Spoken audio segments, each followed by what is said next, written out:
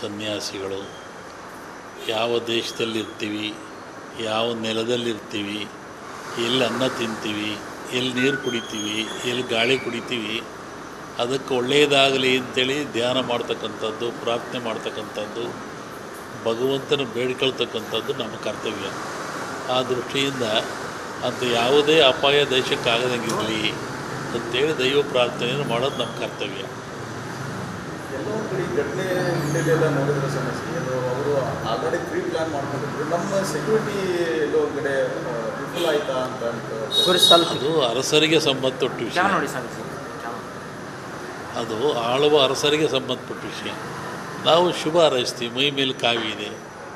ನಮ್ಮ ಜೀವನ ಬೇರೆ, ಆ ಜೀವನ ಅಲ್ಲ. ನಾವು ಈ ದೇಶಕ್ಕೆ ಒಳ್ಳೆಯದಾಗಬೇಕು, ರಾಷ್ಟ್ರ ಪ್ರೇಮ ಆಗಬೇಕು, ಭಾರತೀಯ ಪ್ರಜೆಗೆ ನೋವು ಆಗಬಾರ್ದು, ಎಲ್ಲ ಕಡೆಯಿಂದಲೂ ಸುಖ ಶಾಂತಿ ಬರಲಿ ಅಂತ ಬಯಸೋದು ನಮ್ಮ ಕರ್ತವ್ಯವಷ್ಟು. ನಾವು ಯಾರ ಮೇಲೆ ಟೀಕೆ ಮಾಡುವಂಥದ್ದು ನಮ್ಮದಲ್ಲ. ಎಲ್ಲರಿಗೂ ಒಳ್ಳೆಯದಾಗಲಿ, ಒಳ್ಳೆಯ ಬುದ್ಧಿ ಕೊಡಲಿ ಎಲ್ಲರಿಗೂ. ಹೇಳಿದ್ದಲ್ಲ, ಅದು ಪ್ರಶ್ನೆ ಮಾಡೋ ಅಧಿಕಾರ ನಮಗಿಲ್ಲ. ನಾವು ಯಶವನ್ನು ಬಯಸೋರು, ಸುಖವನ್ನು ಬಯಸೋರು. ಆಳುವ ಅರಸನ್ನು ಪ್ರಶ್ನೆ ಮಾಡೋಕ್ಕೆ ನಮಗೆ ಅಧಿಕಾರ ಇಲ್ಲ. ಅದಕ್ಕೆ ಬೇರೆ ವರ್ಗ ಇದ್ದಾರೆ, ಮಾಡ್ತಾರೆ.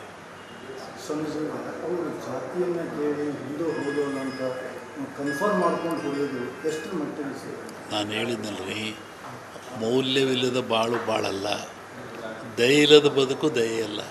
ಅದು ಅಜ್ಞಾನದ ಪರಮಾಧಿ ರೇಖಾ, ಜ್ಞಾನದ್ದಲ್ಲ. ಅದು ಅವ್ರ ಕುಲವನ್ನು ಹೇಳ್ತದೆ, ಅವ್ರದ್ದು ಬುದ್ಧಿಯನ್ನು ಹೇಳ್ತದೆ, ಅವ್ರ ನಡೆಯನ್ನು ಹೇಳ್ತದೆ.